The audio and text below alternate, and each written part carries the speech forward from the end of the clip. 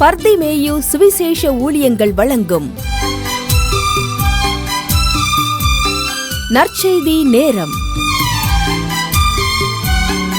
தேவ செய்தி pastor R. Augustine. இந்த நாளில் உங்களோடு பல காரியத்தை குறித்து சொன்னேன். தரிசனத்தினாலும் போராட்டம் உண்டு. ஏன்னா ஆபகுக்கு 2:3 ஒரு அருமையான வசனம் உண்டு.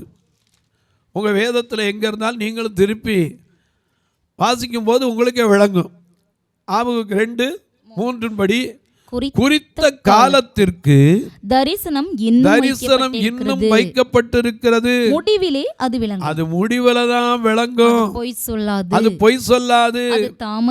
அது தாமதித்தாலும் அதற்கு காத்திரு. அது நிச்சயமாய் வரும். அது தாமதிப்பதில்லை. ஆகையினால தரிசனம் என்பது சொப்பனங்கள். நிச்சயமா தரிசனங்கள் மாறுவதே கிடையாது. ஏன்னா சில நேரத்தில் நமக்கு இது நடக்குமான்னு கூட யோசிப்போம். ஆனால் அதனால வர்ற போராட்டம் இருக்க கொஞ்சம் நஞ்சம் இல்லை.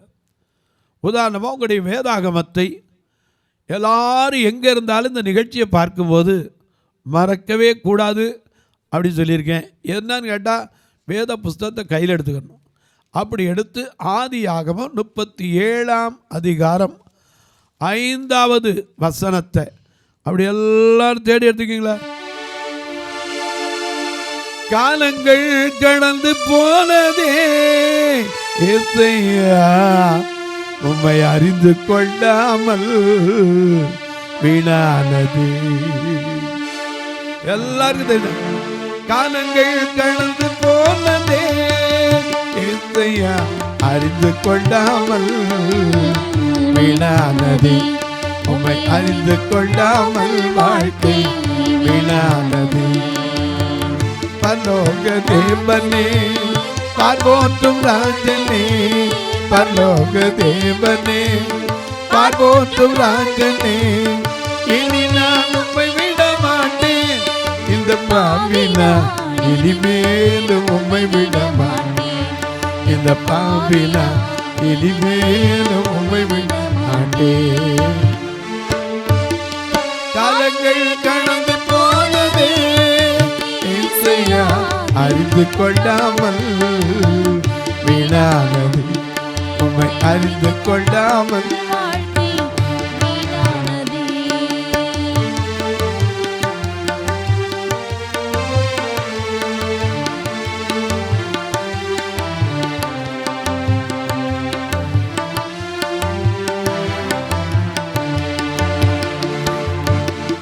நான் செய்த துரோகங்கள் கொஞ்சம் அல்லவே, நான் செய்த பாவங்கள் கொஞ்சம் அல்லவே, நான் செய்த துரோகங்கள் கொஞ்சம் அல்லவே, நான் செய்த பாவங்கள் கொஞ்சம் அல்லவே. பரலோக தேவனே, பார்வோற்றும் ராஜனே, பரலோக தேவனே, பார்வோற்றும் ராஜனே, இந்த பாவினா இனிமேலும் உம்மை விட மாட்டேன். இந்த பாவினா இனிமேலும் உம்மை விட மாட்டேன். காலங்கள் கடந்து போனதே ஏசையா, அறிந்து கொள்ளாமல் வீணானது. உம்மை அறிந்து கொள்ளாமல் வீணானது. எல்லாம் எடுத்துருப்பீங்க. ஆதியாகமம் 37ஆம் அதிகாரம் 5ஆம் வசனம். யோசிப்பு ஒரு சொப்பனம் கண்டு. நல்ல கவனிங்க. சொப்பனங்கிறது எதனால வருது? தொல்லையின் திரட்சியினாலே சொப்பனங்கள் பிறக்கும் என்று பிரசங்கி எழுதியிருக்கிறார். அது மட்டுமல்ல, நித்திரை தெளிந்தவுடன் சொப்பனம் ஒளிவது போல். நல்ல சொப்பனம் கண்டுக்கிட்டு இருப்போம், முழிச்சிருவோம். கடைசியில் என்ன ஆயிரும்? மறந்தே போயிடும். அப்படியே மாறி போயிடும். எனக்கு கண்பானுடைய ஆண்டவர் மிளகா எழுதியிருக்கார். ஒரு சொப்பனக்காரனா உங்களுக்கு முன்னாடி தோன்றி ஒரு காரியத்தை சொன்னால், நீங்கள் அறியாத ஒரு தேவர்களை பின்பற்றும்படி சொன்னாலும், அவன் சொன்னபடியே அந்த அற்புதங்கள் நடந்தாலும் அது என்ன செய்ய வேண்டாம், நீங்கள் சேர விளைவிக்க வேண்டாம், சேர வேண்டாம் இருக்கார். உபாகமம் 13ஆம் அதிகாரத்திலே மிக அழகாக எழுதியிருக்கிறார். உபாகமம் 13 உங்களுக்குள்ளே ஒரு தீர்க்கதரிசியாவது சொப்பனக்காரனாவது எழும்பி நீங்கள் அறியாத வேறே தேவர்களை பின்பற்றி அவர்களை சேவிப்போம் வாருங்கள் என்று சொல்லி உங்களுக்கு ஒரு அடையாளத்தையும் அற்புதத்தையும் காண்பிப்பேன் என்று சொன்னாலும் அவன் சொன்ன அடையாளமும் அற்புதமும் நடந்தாலும் அந்த தீர்க்கதரிசியாகிலும் அந்த சொப்பனக்காரனாகிலும் சொல்லுகிறவைகளை கேளாதிருப்பீர்களாக. உங்கள் தேவனாகிய கர்த்தரிடத்தில் நீங்கள் உங்கள் முழு இருதயத்தோடும் உங்கள் முழு ஆத்துமாவோடும் அன்பு கூறுகிறீர்களோ இல்லையோ என்று அறியும்படிக்கு உங்கள் தேவனாகிய கர்த்தர் உங்களை சோதிக்கிறார். ஆமா, நாம பாடுறதான் பாடுவோம். முழு உள்ளத்தோடு ஆராதிப்பேன், முழு பலத்தோடு அன்பு கூறுவேன். ஆராதனை ஆராதனை ஆராதனை ஆராதனை ஆராதனை ஆராதனை ஆராதனை ஆராதனை. அன்பு கூறுவே இன்னும் அதிகமா, அன்பு கூறுவே இன்னும் அதிகமா, ஆராதிப்பே இன்னும் ஆர்வமாய் உம்மை முழு உள்ளத்தோடு ஆராதிப்பே, முழு பலத்தோடு அன்பு கூறுவேன். ஆராதனை ஆராதனை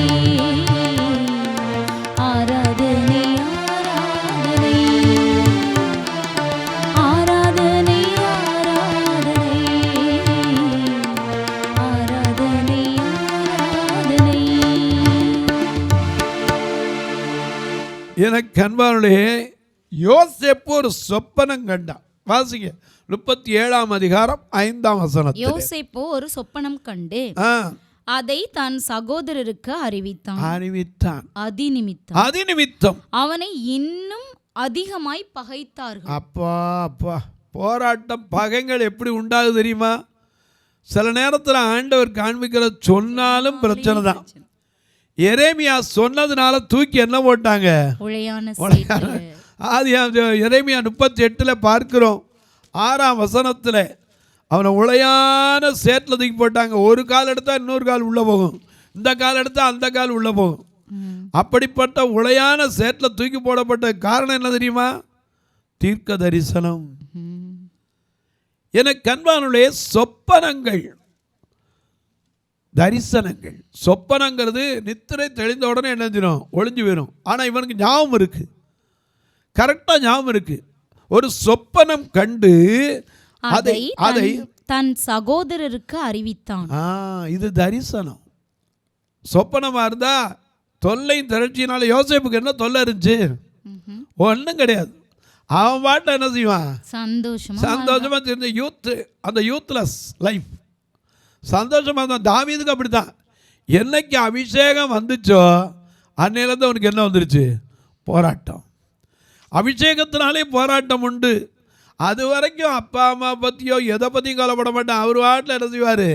ஆளை கூட்டிகிட்டு போவார், புல்லுள்ள இடத்துல நிப்பாட்டுவார், அங்கே உட்காந்துட்டு அவர் வாட்டில் என்ன செய்வார்? கத்தரில் மேய்ப்பதா இருக்கின்ற தாழ்வடையே கத்தரில் மீட்பதா, கத்தரில் மீட்பதா இருக்கின்ற தாழ்வடையே கத்தரில் மீட்பதா இருக்கின்ற தாழ்வடையே.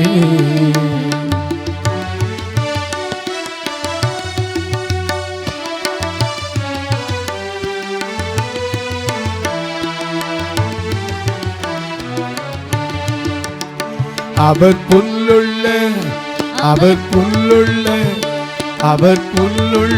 இடங்களில் மேய்ப்பார், நீரோடு ஓட்டிலே. அவர் புல்லுள்ள இடங்களில் மேய்ப்பார், குளிநீரோடும் ஊற்றினிலே என்னை கூட்டிக் கொள்வார் அங்கு சேர்ப்பார். அவர் காட்டிய வழி செல்லுவே. என்னை கூட்டிக் கொள்வார் அங்கு சேர்ப்பார். அவர் காட்டிய வழி செல்லுவே. அவர் காட்டிய வழி செல்லுவே. கர்த்தரின் மீட்பராய் இருக்கின்றார் தாழ்வடையே. கர்த்தரின் மீட்பராய் இருக்கின்றார் தாழ்வடையே. எனக்கு கண்வாளே அவனுடைய வாழ்க்கை ரொம்ப சந்தோஷம் போயிடுச்சு. ஆடு மேய்ச்சி யார் வந்தாலும் அவன் மாட்டில் கவலைப்பட மாட்டான். அண்ணன் பார்க்கலையே, அப்பா பார்க்கலையே, அம்மா நோ. ஏன்னா அவனுக்கும் கர்த்தருக்கு இருந்த ஐக்கியம் அப்படி இருந்துச்சு. என்னைக்கு ஆடு மேய்ச்சிக்கிட்டு இருக்க இடத்துக்கு ஆள் அனுப்பி சாமுவேல் வந்திருக்காரு, உன்னை என்ன செஞ்சாங்க, கூட்டு வர சொன்னாங்க. நான் அங்கே போன போது அபிஷேகம் கிடச்சிச்சு. அதுக்கு பின்னாடி அவன் பட்ட பாடு கொஞ்சம் இல்லை. ஆனால் அபிஷேகம் நுகங்களை முறிக்கும். அதான் கோலியாத்தை முறியடிச்சான். அநேக நேரங்களில் நமக்கு தெரியறது இல்லைங்க. இந்த யோசேப்பு கண்ட சொப்பனம் தன் சகோதரனுக்கு விவரித்து சொன்னபோது அவன் பகைக்கப்பட்டான். ஏற்கனவே அவங்க மேலே பகை. அப்பா கடைசி பிள்ளைன்னு சட்டை வச்சு கொடுக்குறாரு. அப்பா பிள்ளை மேலே செல்லமாக வச்சிருக்காரு. இது ஒரு பக்கம். இன்னொரு பக்கம் இவன் கண்ட சொப்பனம் அப்படிப்பட்டது. தரிசனம் என்ன தரிசனம் வாசிக்க கேட்போம். 37:5. யோசேப்பு ஒரு சொப்பனம் கண்டு அதை தன் சகோதரருக்கு அறிவித்தான். அது நிமித்தம் அவனை இன்னும் அதிகமாய் பகைத்தார்கள். சரி, அவன் அவர்களை நோக்கி, நான் கண்ட சொப்பனத்தை கேளுங்க. நான் கண்ட பேசாம கண்டா வச்சிருக்கலாம்ல. இவன் சொல்லிடுறான். அதான் தீர்க்க தரிசனத்தை சொல்றதுக்கு பயப்படக்கூடாது. என்ன வந்தாலும் கர்த்தர் என்ன சொல்றாரு அது என்ன செய்யணும், சொல்லிடணும். நாம் வயலில் அறுத்து கொண்டிருந்த அரிகளை கட்டிக் கொண்டிருந்தோம். அப்பொழுது என்னுடைய அரிக்கட்டு நிமிர்ந்து நின்றது. உங்கள் அரிக்கட்டுகள் என் அரிக்கட்டை சுற்றி வணங்கி நின்றது என்றார். அத்தனை பேரும் பார்த்தோம். 11 பேரும் ஒன்னே வணங்குவோமா? சரி, இதோட நிக்கல. 10ஆம் வசனத்தை வாசிக்க கேட்போம். இதே அவன் தன் தகப்பனுக்கும் தன் சகோதரருக்கும் 9. அவன் வேறொரு சொப்பனம் கண்டு தன் சகோதரரை நோக்கி, நான் இன்னும் ஒரு சொப்பனத்தை கண்டேன். சூரியனும் சந்திரனும் 11 நட்சத்திரங்களும் வணங்கினது என்றான். அவ்வளவுதான். அத்தனை பேருக்கு உடனே யாக்கோபு அதை கேட்ட உடனே அவனுக்கு மனசுக்குள்ள வந்துச்சு. 10ஆம் வசனம் என்ன சொன்னாரு? இதே அவன் தன் தகப்பனுக்கும் தன் சகோதரருக்கும் சொன்னபோது அவன் தகப்பன் அவனை பார்த்து, நீ கண்ட இந்த சொப்பனம் என்ன? இந்த சொன்ன சொப்பனம் என்ன? நானும் உன் தாயாரும் உன் சகோதரரும் தரை மட்டும் குனிந்து உன்னை வணங்க வருவோமோ என்று அவனை கடிந்து கொண்டான். அவன் சகோதரர் அவன் மேல் பொறாமை கொண்டார்கள்.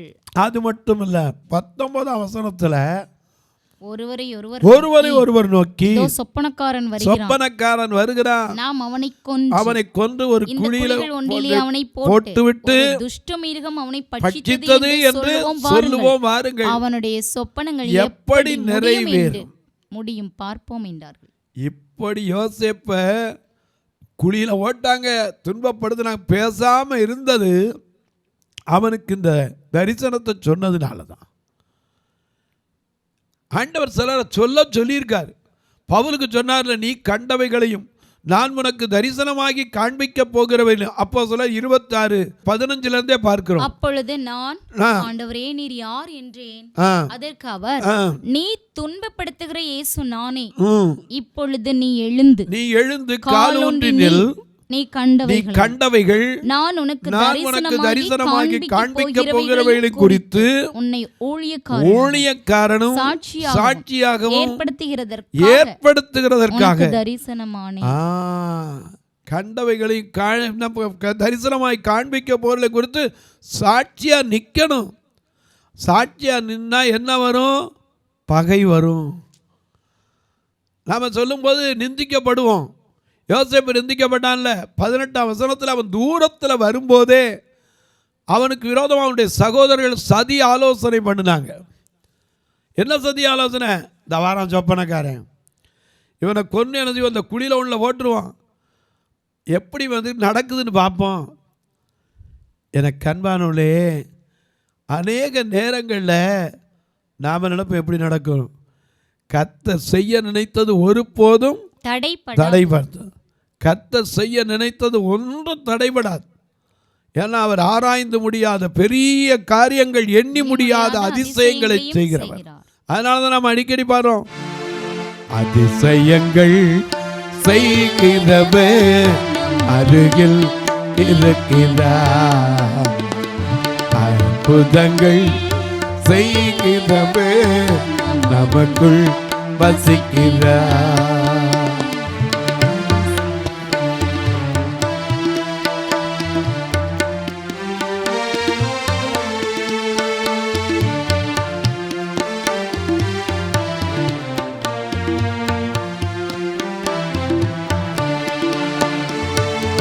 குருடரில் கண்களை திறந்திட்டார் அதிசயம், குருடரில் கண்களை திறந்திட்டார் அதிசயம், அங்கு செவிடரில் சால்களை தேடினார்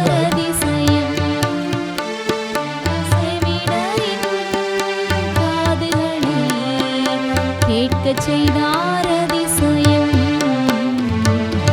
அதிசயங்கள் செய்கிறவர் நம் அருகில் இருக்கிறார், அற்புதங்கள் செய்கிறவர் நமக்குள் வசிக்கிறார். எனக்கு அன்பானவர்களே, அதிசயங்களை செய்கிறவர் அவர் அதிசயமானவர், அதிசயங்களை காணப்படுவேன் என்று வாக்கு பண்ணினவர். மீகா 7:15 படி எகிப்து தேசத்திலிருந்து புறப்பட்ட நாளிலே அதிசயங்களை காணப்படுவேன். ஏசாயா சொல்றார், அவர் அதிசயமானவர். ஆமா, அதிசயங்களை காணப்படுகிற தேவன். எனக்கு அன்பானவர்களே, என்னைக்கு யோசேப்புக்கு இந்த தரிசனத்தை சொன்னானோ அன்னையிலேருந்து கடைசியில் 20 காசுக்கு விற்க வேண்டியது வந்துருச்சு. 20 காசுக்கு விற்றது மட்டுமில்லை, எகிப்துக்கு கொண்டு போகப்பட்டான்.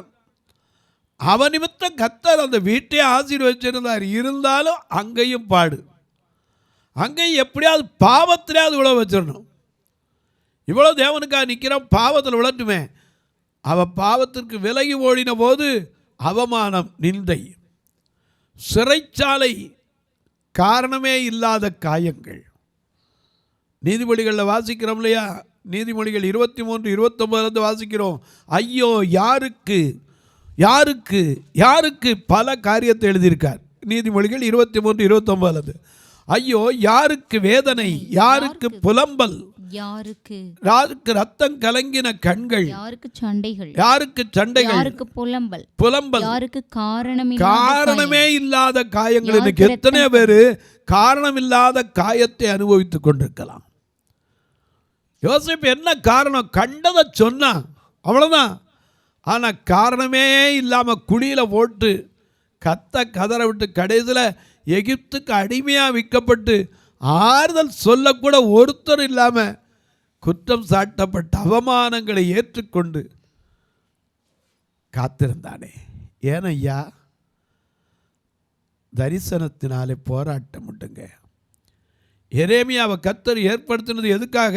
1:5 வாசிக்கிறோம், நான் உன்னை தாயின் வயிற்றில் உருவாக்கும் முன்னே உன்னை அறிந்தேன், நீ கர்ப்பத்திலிருந்து வெளிப்படும் முன்னே நான் உன்னை பரிசுத்தம் பண்ணி ஜாதிகளுக்கு தீர்க்கதரிசியாக கட்டளையிட்டேன். ஏன்னா அந்த தீர்க்கதரிசி சொன்னதால் அவனுக்கு பிரச்சனை. எரேமியா 25:3 வாசிக்க கேட்போம்.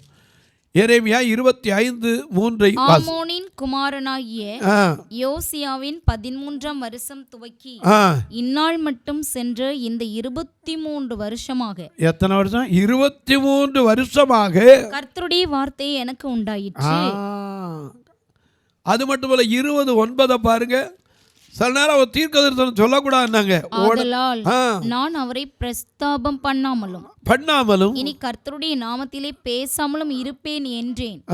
ஆனாலும் அவருடைய வார்த்தை என் எலும்புகளில் அடைபட்டு எரிகிற அக்கினியைப் போல் என் இருதயத்தில் இருந்தது. அதை சகித்து இளைத்து போனேன்.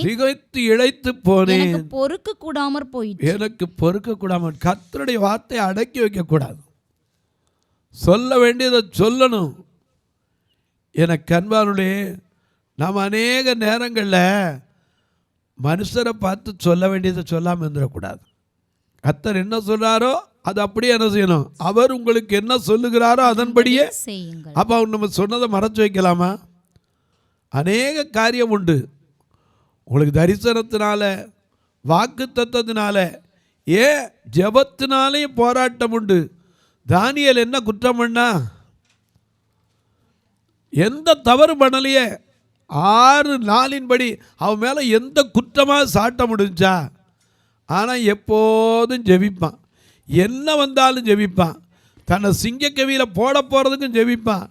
அப்போ கர்த்தர் அவனை விடுவித்தார்.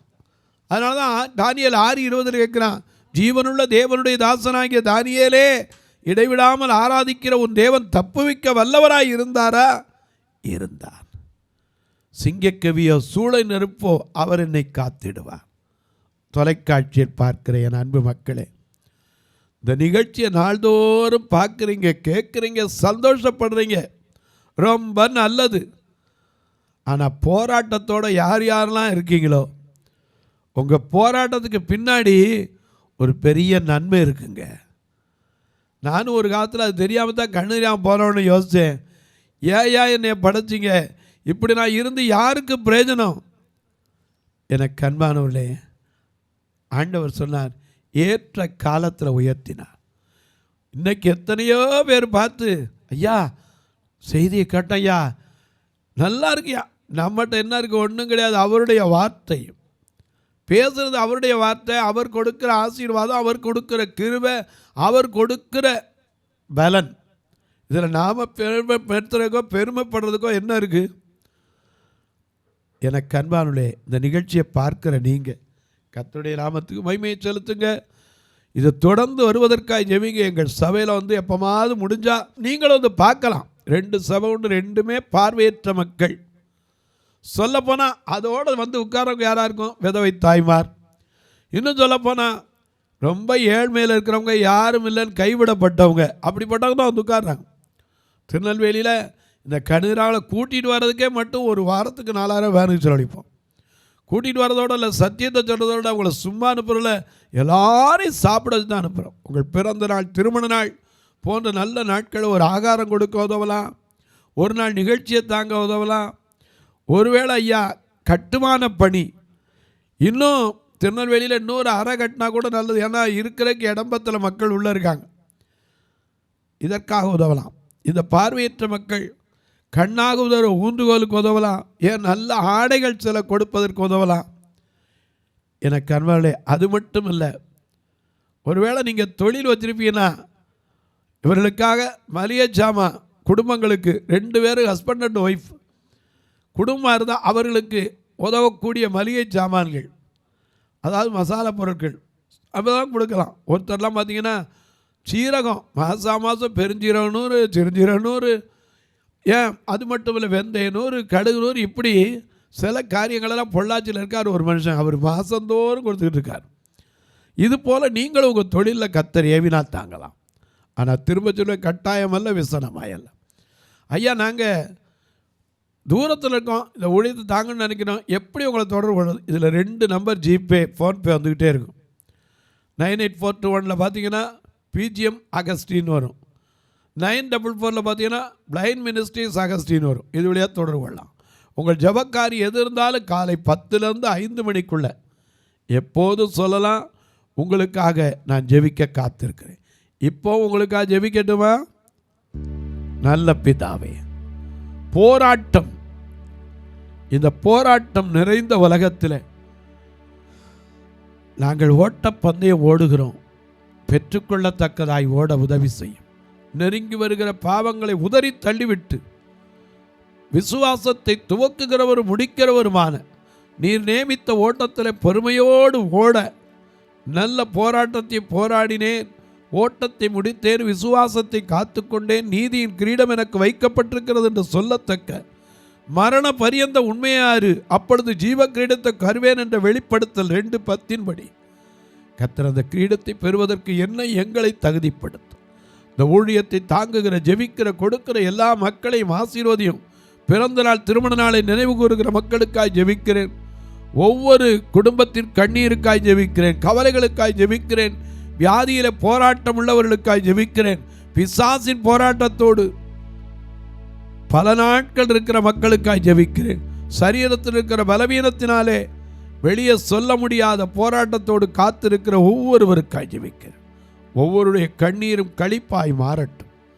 வானத்திற்கும் பூமிக்கும் சகல அதிகாரம் கொண்ட இயேசு கிறிஸ்துவின் ஈடு இணையற்ற வல்லமையுள்ள நாமத்தில் ஜெபிக்கிறேன் நல்ல பிதாவே, ஆமென்.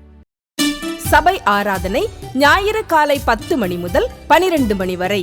இடம் பர்திமேயு சுவிசேஷ ஆலயம், அன்னை சத்யா நகர், இளமனூர் அஞ்சல், சக்கிமங்கலம் வழி, மதுரை மாவட்டம். பின்கோட் 625201 மற்றும் பர்திமேயு சுவிசேஷ ஜெப வீடு, flat number 107, Eden garden, Muthur, Tirunelveli. Pin code 627011. சிறப்பு உபவாச கூட்டம் ஒவ்வொரு மாதமும் 2வது சனிக்கிழமை காலை 10 மணி முதல் 1 மணி வரை நாகர்கோவில் YMCA ஹாலில் வைத்து நடைபெறுகிறது.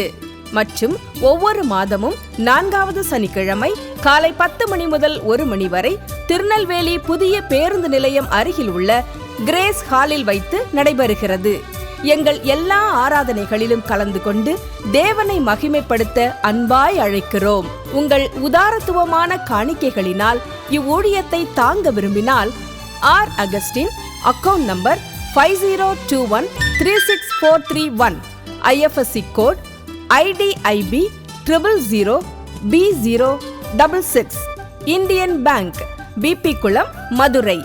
ஜிபே நம்பர் 9842181917, BGM மினிஸ்ட்ரீஸ் மற்றும் 9442559772, பிளைண்ட் மினிஸ்ட்ரீஸ் அகஸ்டின்.